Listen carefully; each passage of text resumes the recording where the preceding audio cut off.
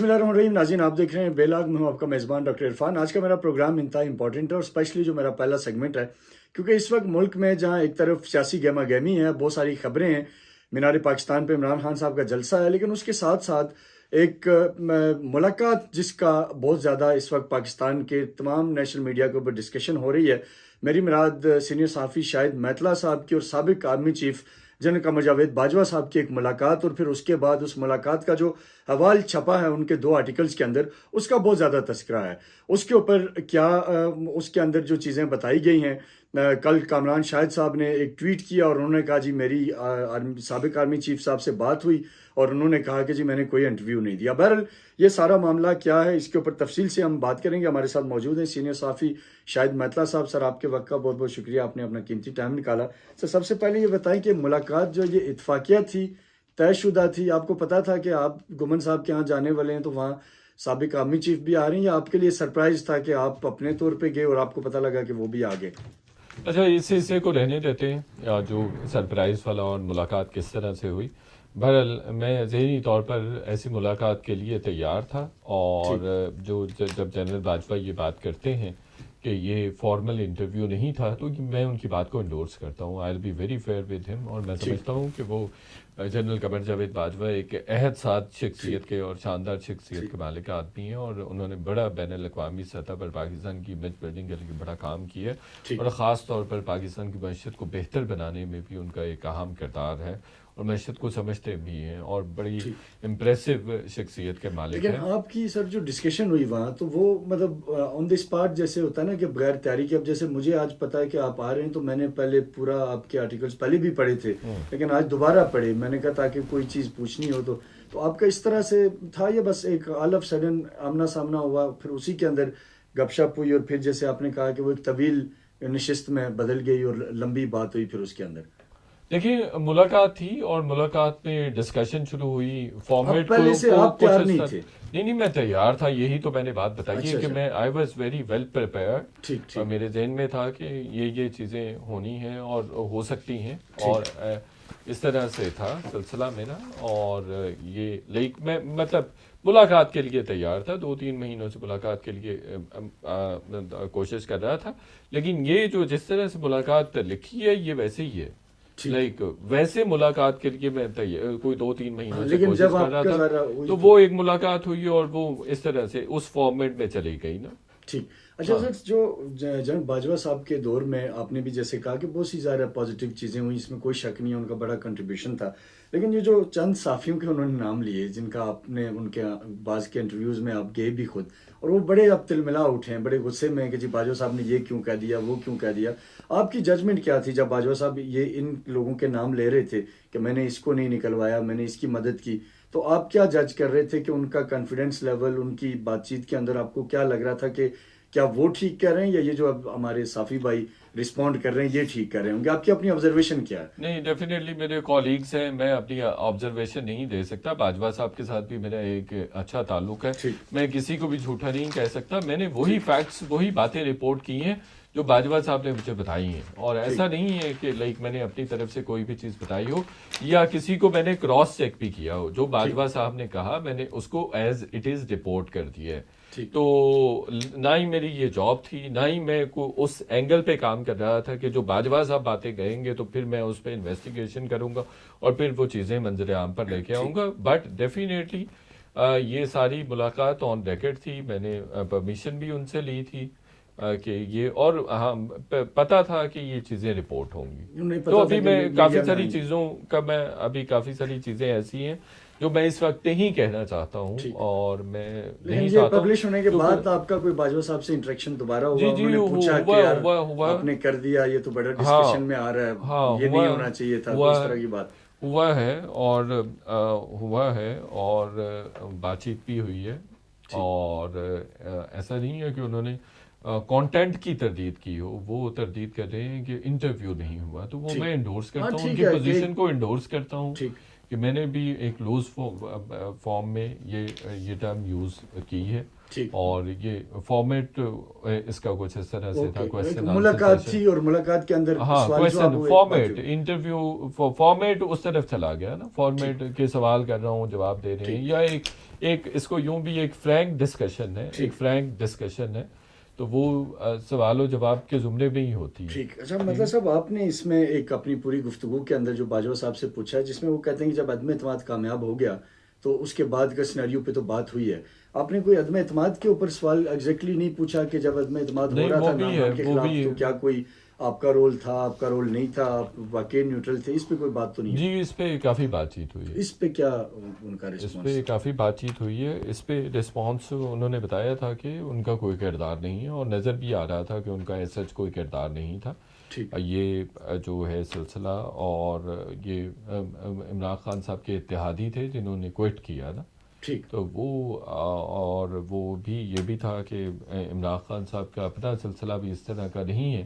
کہ وہ کسی بھی طرح سے لائک اپریشیٹ ہو سکیں، جو اپنے لوگوں کے ساتھ وہ کرتے تھے، جو ان کا رویہ تھا، یہ جو بات چیت، یہ تو لوگ ان کی وجہ سے ناراض تھے،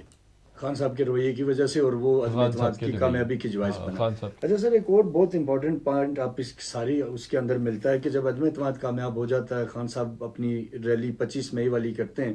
تو اس سے بظاہر پورے آرٹیکل کے اندر یہ لگتا ہے کہ اسٹیبلشمنٹ کے یا آرمی چیف کے دل میں ایون دین سافٹ کارنر تھا، جیسے وہ کہتے ہیں کہ میں نے حلی بھجوایا اسد کیسر سے، ان کی جو راجہ پرویز اشرف سے ملاقات وغیرہ، تو بیک اینڈ پہ یہ ایون دین ایک فیسیلیٹیشن کے رول میں تھے۔ تو اگر خان صاحب اس دن مان جاتے، لیٹس سپوز کہ جی ہم نہیں کرتے ابھی ریلی، تو کیا آپ کو لگتا ہے کوئی باجوہ صاحب نے کوئی اشارہ دیا کہ پھر کیا سینیریو ہوتا؟ دیکھیں سینیریو اگر کر لیتے، مان لیتے، اور ڈیفینیٹلی باجوہ صاحب تو اپنا کردار ادا کر رہے تھے کہ چونکہ ملک کی معیشت بڑی کمزور ہے، ملک عدم استحکام کا شکار نہ ہو، پولیٹیکلی انسٹیبل نہ ہو، تو یہ ساری کوشش تھی باجوہ صاحب کی، تو اس لیے انہوں نے اپنی ہر طرح کی فیسیلیٹیشن ایکسٹینڈ کی۔ ویسے بھی آپ کو پتہ ہے کہ ہمارے ہاں اسٹیبلشمنٹ بڑی پاورفل بھی ہے، اور وہی سارے معاملات کر رہی ہوتی ہے، تو وہ تو کنٹریبیوٹ جو یوزول اسٹیبلشمنٹ کرتی ہے، تو وہی کردار ادا کر رہے تھے یا کرنا چاہ رہے تھے، جو عام طور پر ہماری سیاست میں کردار ہوتا ہے۔ ٹھیک، شیخ صاحب کے بارے میں آپ نے بڑی خوبصورتی سے بات لکھی ہے کہ جب آپ وہیں بیٹھے تھے شاید ٹی وی پہ چلا کہ شیخ صاحب گرفتار ہو گئے، تو باجوہ صاحب کے لیے یہ کوئی شاک تھا کہ مطلب ان کو کیوں گرفتار کیا یا کیا؟ بالکل شوق نہیں تھا، بلکہ ایسی لائٹ سے وے میں وہ بات کر رہے تھے، اور ہلکے پھلکے انداز میں کہ اس کو کیوں گرفتار کر لیا، اور یعنی گرفتار کر کے ہیرو بنا دیا، آپ اس طرح کا کوئی امپریشن گیا شاید؟ یا نہیں اس طرح کا تو نہیں، بٹ انہوں نے کہا کہ وہ تو ویسے ہی زیرو آدمی ہیں، ڈینگے مارتے ہیں ایسے جو شیخ صاحب تاریخ پہ تاریخیں دیتے تھے تو لوگ تو یہ سمجھتے تھے کہ کہیں کوئی گیٹ نمبر 4 جھوٹ بولتا ہے، جھوٹ بولتا ہے، کوئی کہانی نہیں ہے، کسی سے رابطہ نہیں تھا، جھوٹ بولتا ہے، صرف باجوہ صاحب کہتے ہیں میں تو ملا ہی 2 دفعہ ہوں اس سے۔ ٹھیک، اچھا سر، اسی میں آپ کے جو ایک اور بہت امپورٹنٹ بات ہے کہ جو خان صاحب کا لانگ مارچ تھا، اس کے لیے رانا ثناء اللہ صاحب نے کہا جی کہ میں مینیج کروں گا، میں روکوں گا سارا، اور ہم کمپلیٹ نیوٹرل تھے، تو کیا آپ کو گفتگو کے اندر آپ کو کیا فیل ہوا کہ وہ جو کہہ رہے تھے کہ واقعی میں رانا ثناء اللہ ہی ساری مینجمنٹ کر رہے تھے، یا پیچھے بیک اینڈ پہ اسٹیبلشمنٹ نے بھی کوئی رول پلے کیا ہوگا؟ بس وہ کہہ رہے ہیں کہ اسٹیبلشمنٹ نے کوئی رول نہیں پلے کیا، تو یہاں اسٹیبلشمنٹ کے بغیر تو یہ پتہ نہیں ہلتا، تو لائک آپ کو کالم سے بھی پتہ چل گیا ہوگا، جاوید چودھری صاحب نے بھی جو لکھا ہے اس سے بھی پتہ چلتا ہے، اور ادروائز بھی ہم سب سارے جانتے ہیں، آپ کا بھی آپ کے بھی دوست صاحب آپ ہوں گے، میرے بھی ہیں، تو ایسے اسٹیبلشمنٹ کی مدد کے بغیر یا کم از کم وہ اتنا تو کہہ سکتے ہیں، جب وہ اتنا کہہ دیتے ہیں کہ جی ہم کوئی انٹروین نہیں کریں گے، تو کوئی نہیں کرتا، اس سے بھی کافی حوصلہ افزائی سویلین گورنمنٹ کی ہو جاتی ہے۔ ٹھیک، اچھا ابھی جو کل سے ایک امپریشن چل رہا ہے میڈیا کے اندر، بات ہو رہی ہے جی کہ وہ اس لیے شاید ڈینائل آیا ہے کہ جو شہباز شریف صاحب کے بارے میں جو ریمارکس ہیں کہ ان کی اچھی خاصی کلاس لی اور وہ چپ بیٹھ کے سنتے رہے، تو کیا اس وجہ سے تو کہیں کوئی پریشر نہیں بلٹ ہو گیا کسی گورنمنٹ کے بارے میں، یا آپ کو کہیں حکومت کے کسی بندے نے اپروچ کیا ہو کہ مطلب صاحب یہ آپ نے لکھنا ہی تھا تو باقی باتیں لکھ دیتے، یہ کیوں لکھ دیا، یہ تو ابھی सिटिंग प्राइम मिनिस्टर हैं। मैं डॉक्टर साहब उस कबील का आदमी हूँ जो समझता है कि हर तरह की इंफॉर्मेशन पर अवाम का हक है, ठीक, और हर तरह की इंफॉर्मेशन और हर इंफॉर्मेशन अवाम तक पहुँचनी पहुंचनी चाहिए। चाहिए, जो कुछ मैं भी इस पसे कबील पर्दा का, होता रहा। ये हाँ, आपने बहुत पसे बड़ा पर्दा काम हूँ। किया, नो डाउट। मैं आपको हाँ, तो बताऊं कि मैं काम उस में कबील का आदमी हूँ, जो और मैं उस आइडियोलॉजी को मानता हूँ कि ये अवाम ही बुनियादी स्टेक होल्डर तो अवाम है ना। तो अवाम का हक है, अवाम इस मुल्क की असल मालिक है, ठीक, तो अवाम ही फैसला साज है। तो उस तक तो चीज़ें पहुँचनी चाहिए ना, कि जो उनके सर्वेंट्स हैं, जो उनके मुलाजिम हैं,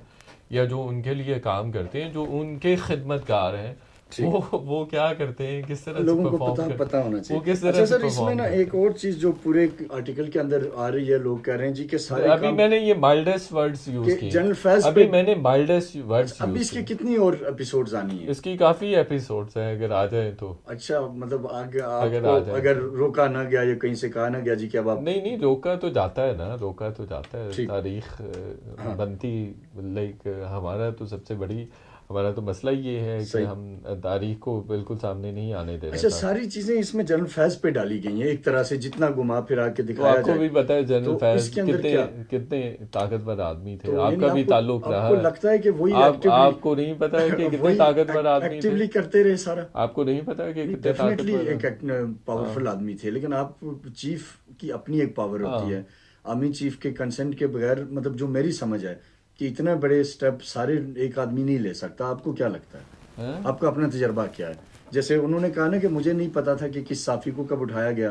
और जिस तरह से उन्होंने कहा कि मरीम नवाज वाले रेड का भी, और इस तरीके से जो बाकी चीज़ें कई सारे मतीउल्ला जान वाला बाकी इश्यूज, तो वो कहते हैं मेरे तक चीज़ें बाद में पहुंची, मुझे किसी चीज़ का दूसरे दिन पता चला, कुछ मिस हैंडलिंग हुई, मैंने वो ठीक करवाई, तलत हुसैन को नौकरी से निकलवाया फैज साहब ने, तो मैंने लगवा दिया जो आपका आर्टिकल कहता है। तो इसमें आपको भी ऐसा ही लगता है कि चीफ को इतनी चीज़ों का नहीं पता होता, या उनसे मैं कंसेंट लिया गया मैं होगा? मैं इस बात पे टू सम एक्सटेंट इत्तेफाक कर सकता हूँ कि चीफ को हर बात का नहीं पता होता। हाँ, बड़ी बातों का, हर बड़ी बात का ज़रूर पता होता है, और ठीक, उसकी कॉन्सेंट ली जाती है, उसकी इजाज़त ली जाती है। ठीक, लेकिन ये बात सच है कि वो ये बात सच कह रहे हैं कि बिल्कुल बहुत सारे लोग जो हैं, जो नीचे के लेवल पे होते हैं एजेंसीज में, वो अपने तौर पर भी चीज़ें कर रहे होते हैं। ठीक, आपका भी ताल्लुक है, आपकी भी जान पहचान है, मेरी भी जान पहचान है, मुझे भी पता है, आपको भी पता है कि बहुत सारी चीज़ें नीचे के लेवल पे हो रही होती हैं, और ठीक, वो कर देते हैं। जिनका ऊपर ताल्लुक नहीं होता, और वो बाजूकात बैकफायर होके पूरे इदारे को हाँ, उसका पूरे नुकसान इदारे होता को उसका नुकसान होता है। मेरे है। साथ, अपने साथ एक दो इंसिडेंट्स हुए हैं कि जो मैं समझता हूँ कि वो नहीं पता था, टॉप लेवल पे नहीं पता था। टॉप लेवल पे ठीक। हाँ, अच्छा तो सर, ये एक होती आपके हैं। आर्टिकल के अंदर बड़ी अच्छी चीज़ है, मतलब मैं इसको अच्छी समझता हूँ, आप कैसे देखते हैं, देखने वाले क्या फैसला करेंगे। इसमें जो लिखा है कि जब आईएमएफ का मामला था और नवाज शरीफ साहब के हुक्म पे शहबाज शरीफ साहब ने रिज़ाइन करना था, तो जनरल नदीम वहाँ आए, जो अभी वाले डीजीआई हैं, तो उन्होंने आके उन्हें कहा कि भाई अगर करना भी है तो आईएमएफ वाले मामले को कम से कम कहीं किसी ठिकाने लगाएं, और उसके बाद आगे बढ़ें जो भी करना है। तो इसको आप एज ए साफ्ती अपने हिसाब से कैसे देखते हैं दोबारा कि बताइए, सॉरी। जो जनरल नदीम का इसके अंदर एक जिक्र है आर्टिकल हाँ के हाँ अंदर, हाँ। के वो आए और उन्होंने कहा कि जी शहबाज शरीफ साहब को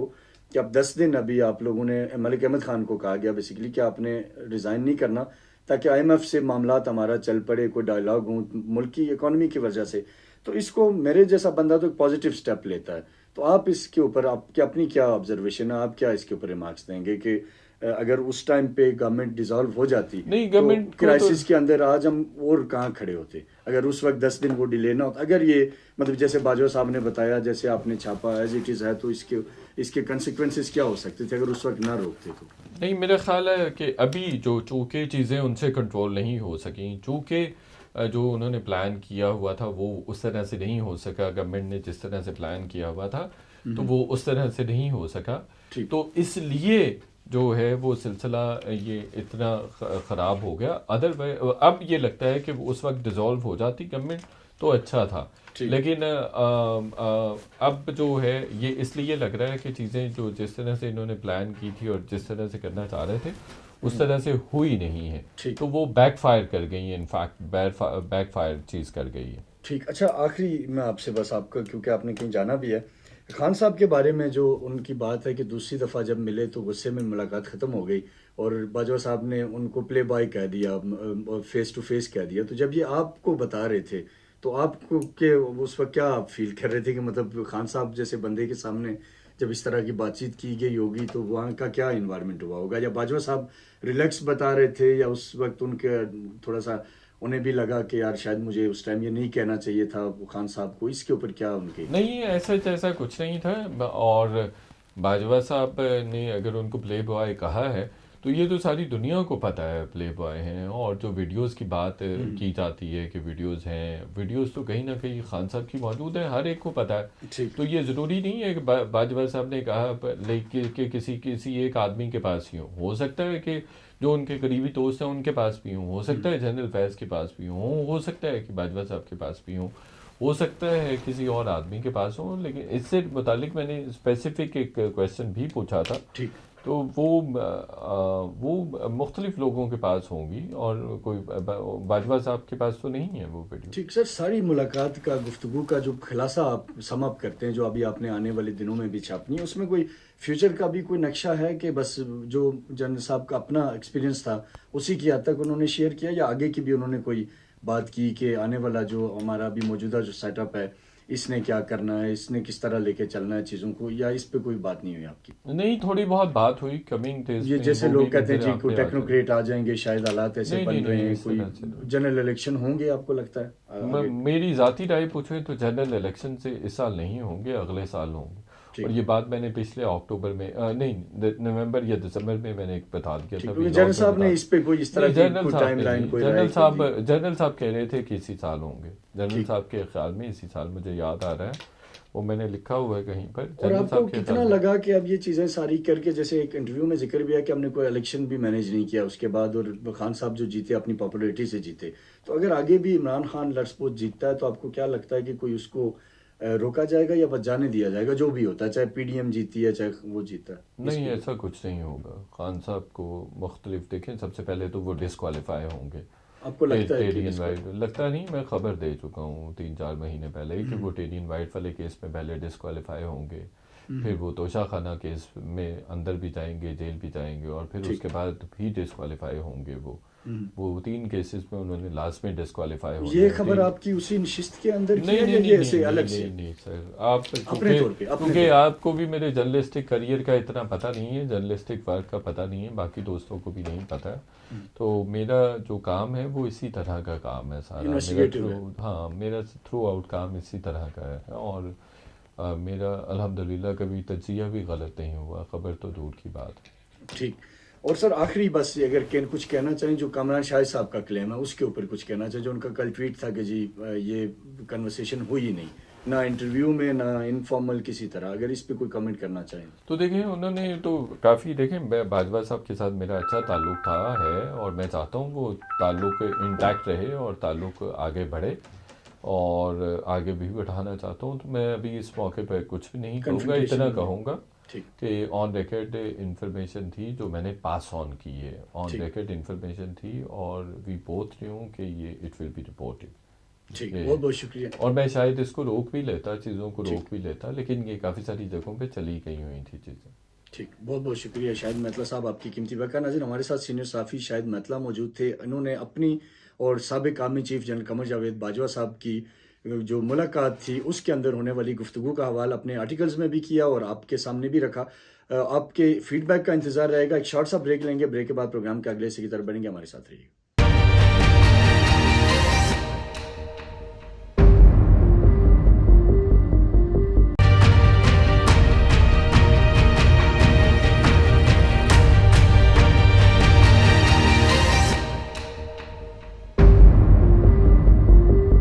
ویلکم بیک ناظرین. پروگرام کے پہلے حصے میں شاہد میتلا صاحب سے گفتگو کی، دلچسپ گفتگو تھی جو ان کے آرٹیکلز میں بھی آپ پڑھ چکے ہیں. اب کیونکہ آج پاکستان تحریک انصاف مینار پاکستان پہ بڑا جلسہ کر رہی ہے، اور اس کے ساتھ ساتھ ملک کی سیاست کے اندر بہت ساری چیزیں ہیں جن کے اوپر آج بات کریں گے. آئی ایم ایف پروگرام ابھی تک میچور نہیں ہو پایا، اس کے پیچھے کیا وجوہات ہیں؟ وہ سٹاف لیول معاہدہ جو کہ پچھلے مہینے ہو جانا چاہیے تھا وہ ابھی تک نہیں ہو پایا، اس کو حکومت کی نااہلی کہیں گے یا اس کے اوپر یا کوئی اور وجہ ہے؟ اور سب سے اہم چیز جو ان دنوں میڈیا کی ذہنت ہے، بہت زیادہ اس پہ بات ہو رہی ہے، ظلم خلیل زاد کا جو بیان عمران خان صاحب کی حمایت میں آیا ہے، اس کے بعد یہ چیز بھی عمران خان صاحب کے مخالفین اس پہ بات کر رہے ہیں کہ اگر امریکہ نے انہیں نکلوایا تھا تو اب امریکنز ہی ان کے حق میں بیان کیوں دے رہے ہیں. بہرحال یہ بہت ساری چیزیں ہیں جن کے اوپر بات کریں گے. ہمارے ساتھ سینئر صحافی و تجزیہ نگار راجہ فیصل موجود ہیں جن سے ساری صورتحال پہ بات کریں گے. فیصل صاحب آپ کے وقت کا بہت بہت شکریہ, آپ نے اپنا قیمتی ٹائم دیا. سب سے پہلے میرا آپ سے یہ سوال ہے کہ جمہوری قوتوں کے دور میں, آئین کی بالادستی کی بات کرنے والوں کے دور میں, آئین کے لیے مر مٹنے کے عزم اور تقریریں کرنے والوں کے دور میں ہم یہ دیکھ رہے ہیں کہ الیکشن کمیشن آف پاکستان کی طرف سے بظاہر جو فیصلہ اس وقت تک ہے اس کی کوئی قانونی جواز نظر نہیں آ رہا, الیکشن کو ڈیلے کرنے کی بات ہو رہی ہے. آپ کیا سمجھتے ہیں کہ اس کے جو کانسیکوینسز جمہوری جماعتوں کے اوپر ہوں گے وہ کیا ہوں گے؟ دیکھیے ڈاکٹر صاحب, آپ کا بہت ہی اہم سوال ہے, اور اس حوالے سے میں یہ کہوں گا کہ یہ وہی الیکشن کمیشن ہے جو کہ آج سے کچھ عرصہ پہلے تک یہ کہتے رہے کہ ہم کون ہوتے ہیں ڈیٹ دینے والے. ڈیٹ دینے والی تو اوبویسلی یا تو یہ سپریم کورٹ دے گی یا پھر یہ ہے کہ جو پارٹیز ہیں وہ آپس میں ڈیسائیڈ کر کے دیں گی. تو آج انہوں نے خود سے ہی ایک ڈیٹ دے دی, اور وہ ڈیٹ جو ہے وہ اوبویسلی اگینسٹ دی کانسٹیٹیوشن ہے, پاکستان کے آئین کے خلاف ہے. اگر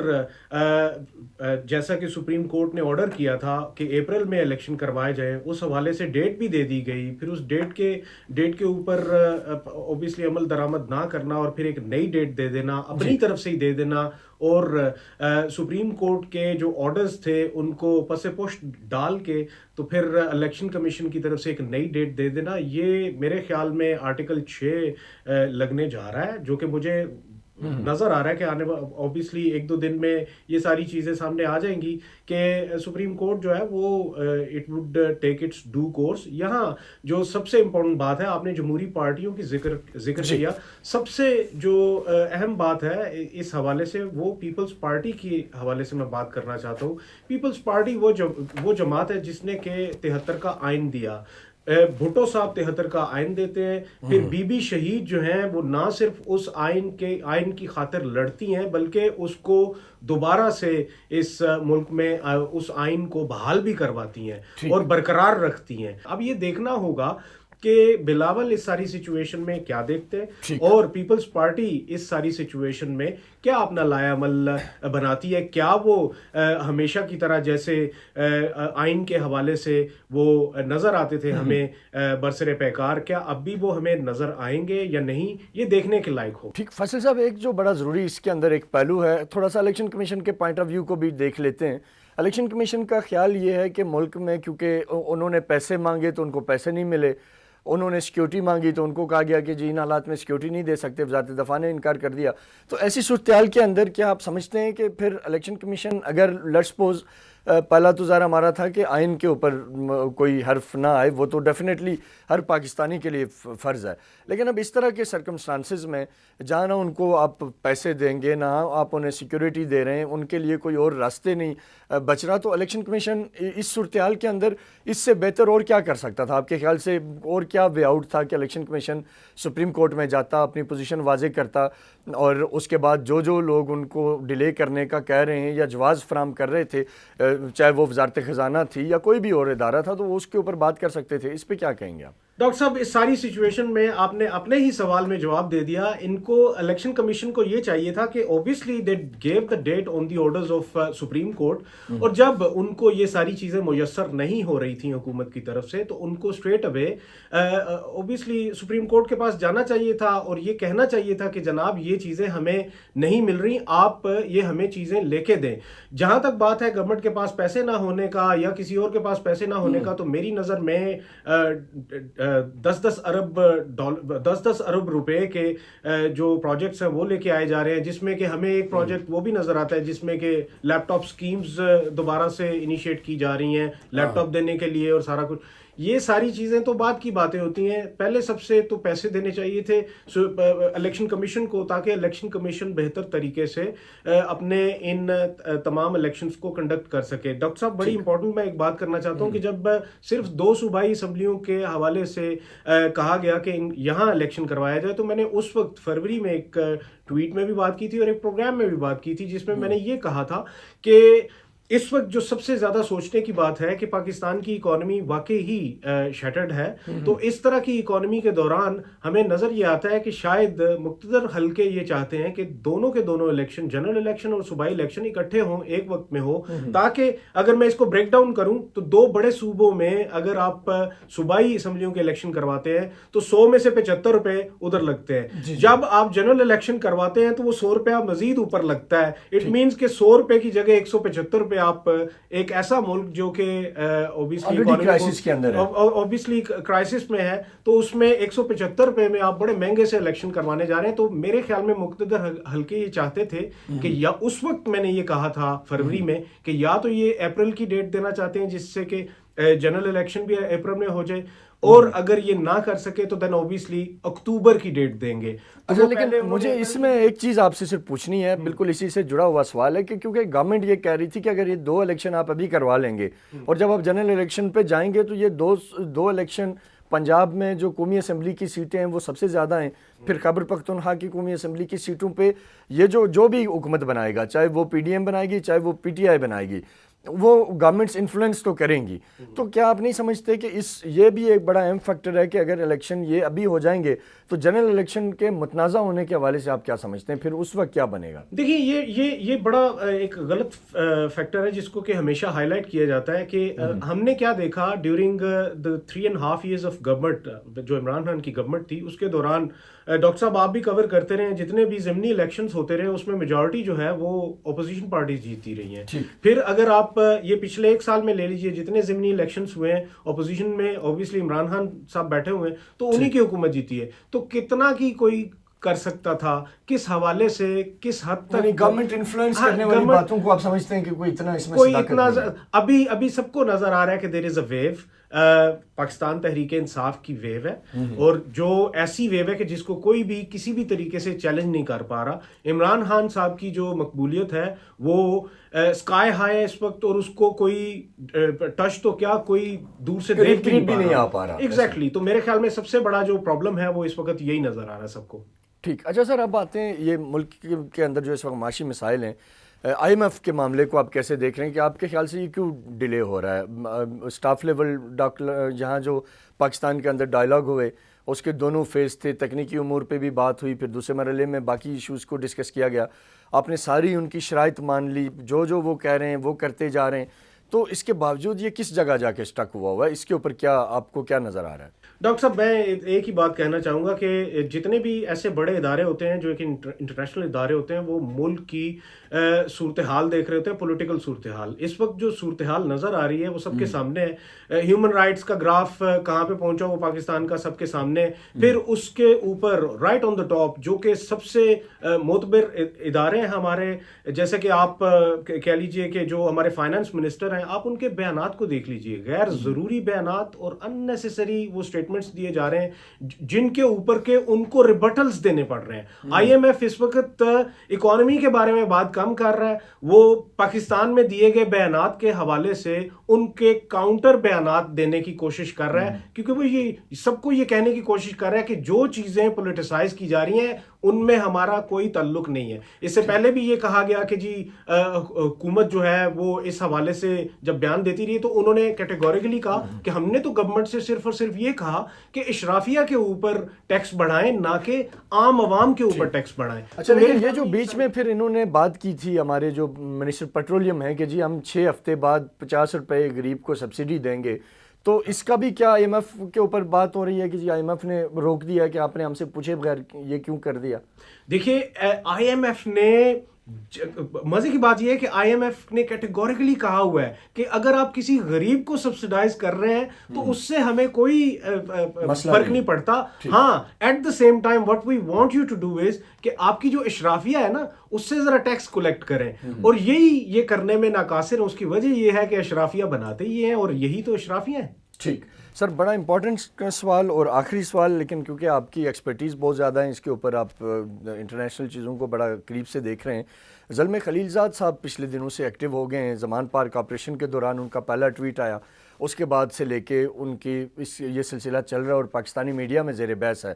2 نیریٹو دیے جا رہے ہیں، لوگ کہہ رہے ہیں جی خان صاحب کہہ رہے تھے کہ مجھے امریکہ نے نکالا، سائفر آیا اور مجھے یہ ساری چیزیں ہوئیں، تو اب یہ کیا وجہ ہے کہ امریکہ کے ہی ایک انتہائی سینئر آفیشیل جو ماضی میں رہے ہوئے ہیں اور انتہائی سینسٹیو ٹاپک افغانستان جیسے معاملے کے اوپر جو شخص کام کر رہا ہے، تو آپ سمجھ سکتے ہیں کہ اس کی کیا وہاں کے کی امپورٹنس ہوئی ہوگی، کیا اس کے تعلقات ہوئے ہیں، کہ کولیبریشن کن کن اداروں سے امریکہ کے وہ کرتا ہوا ہوگا. تو وہ اب خان صاحب کی سپورٹ میں ایک طرح سے وہ بڑا کھل کے سامنے آیا ہوا ہے. اور پھر ساتھ ہی ساتھ اب ایک فرم کی بھی خبریں چل رہی ہیں کہ خان صاحب نے ہائر کر لی ہے جو یو ایس کے ساتھ ان کے تعلقات کو بہتر کرانے کے لیے لابنگ کر رہی ہے. تو اس سارے کے اندر پھر وہ جو بیانیہ تھا کہ کیا ہم غلام ہیں یا ایبسلیوٹلی ناٹ، یا ہمیں سائفر کے یا بیرونی سازش کے اوپر نکالا، اس کو کس اینگل سے دیکھتے ہیں آپ؟ بالکل اس کا تفصیلی جواب دیجیے. دیکھیے، اگر اس حوالے سے دیکھا جائے کہ جو بیان ابھی زلمے خلیل زاد کی طرف سے آیا ہے، میری نظر میں زلمے خلیل زاد جو ہیں وہ ایک سیزنڈ ڈپلومیٹ ہیں جن کی کہ خصوصاً اس خطے میں بہت زیادہ اہمیت ہے، ان کے ایک ایک لفظ کی بہت زیادہ اہمیت ہے. اور اس وقت ان کا عمران خان صاحب کے حق میں بات کرنا یا پھر کرنٹ پولیٹیکل سچویشن اور کرنٹ جو سوشل فیبرک ہے پاکستان کی، اس حوالے سے بات کرنا، لوکنگ ایٹ اکانومی اینڈ ایوری تھنگ، یہ بہت زیادہ اہمیت کا حامل ہے. اور یہ اوبیسلی اس طرح کا جو سیزنڈ ڈپلومیٹ ہے جب کوئی بات کرتا ہے تو اس کے پیچھے ایک پورا بیک گراؤنڈ ہوتا ہے، اور اس کو یہ کہا جاتا ہے یہ بات کرنے کے لیے تاکہ ایک میسج دیا جائے، ہمارے مقتدر حلقوں کو بھی ایک میسج دیا جائے کہ بیسیکلی اب اس طرف سے کوئی اعتراضات اس طرح کے نہیں اٹھائے جائیں گے. تو میرے خیال میں یہ ایک پہلو تو اس کا یہ ہو سکتا ہے. دوسرا پہلو امریکہ ایک طرح سے آپ کہنا چاہ رہے ہیں کہ سگنل دے رہا ہے کہ اگر خان صاحب واپس آتے ہیں تو ہماری طرف سے کوئی پرابلم نہیں ہوگا. اور اس کی وجہ یہ ہے کہ جب عمران خان صاحب نے بھی وہ لابنگ فرمز جو کہ نیو یارک میں موجود ہوتی ہیں، ہمیں بہت اچھے طریقے سے پتہ ہے کہ وہ نہ صرف پاکستان میں بلکہ دنیا کے ہر کونے میں وہ لابنگ فرمز جو ہیں وہ اپنے کلائنٹس کو ان کی منشا کے مطابق ریزلٹس دیتے ہیں. جب عمران خان کی پارٹی نے یہ لابنگ فرم ہائر کی تو اوبیسلی ان کے کچھ عزائم ہو گئے، اور وہ عزائم یہ ہوں گے کہ ایک جو مسٹرسٹ کریٹ ہو چکا ہے دونوں اطراف سے، مطلب ایک ریپبلکن پارٹی کی طرف سے، ڈیموکریٹ پارٹی کی طرف سے اور ایک پی ٹی آئی کی طرف سے، ان دونوں کو خارج کرنے کے لیے ایک ایسی فضا بنائی جائے. میرے خیال میں وہ سکسیسفلی وہ فضا بن چکی ہے. بہت شکریہ راجہ فیصل صاحب آپ کی قیمتی ٹائم کا. ناظرین، آج کے پروگرام میں ہم نے بات کی دونوں امپورٹنٹ موضوعات پہ. جنرل باجوہ سے منسوب جو شاہد میتلا صاحب ایک نشست یا انٹرویو کی بات کر رہے ہیں، اس کے اندر کیا باتیں ہوئیں اور اس کے اندر کیا حقیقت ہے، اس کے اوپر بھی ہم نے پہلے سیگمنٹ میں بات کی. اور دوسرے سیگمنٹ میں ہم نے ملک کے سیاسی منظرنامے پہ بات کی. آنے والے دن بڑے اہم ہیں پاکستان کی سیاست میں، اور دیکھنا یہ ہے کہ انتخابات کے معاملے کے اوپر کیا ہوتا ہے. کیا الیکشن ڈیلے ہونا ملک کے مفاد میں ہے، یا پھر کوئی ایسا فارمولہ بنانا ملک کے مفاد میں ہے جس میں صوبائی اور قومی اسمبلیوں کے انتخابات تمام سیاسی جماعتوں اور سٹیک ہولڈر کے کنسنسس سے کسی ایسی تاریخ کو رکھے جائیں جو سب کے لیے قابل قبول ہو. اپنے میزبان ڈاکٹر عرفان کو اجازت دیں. اگلے ہفتے پھر ملاقات ہوگی. تب تک کے لیے اللہ حافظ. پاکستان پائندہ باد.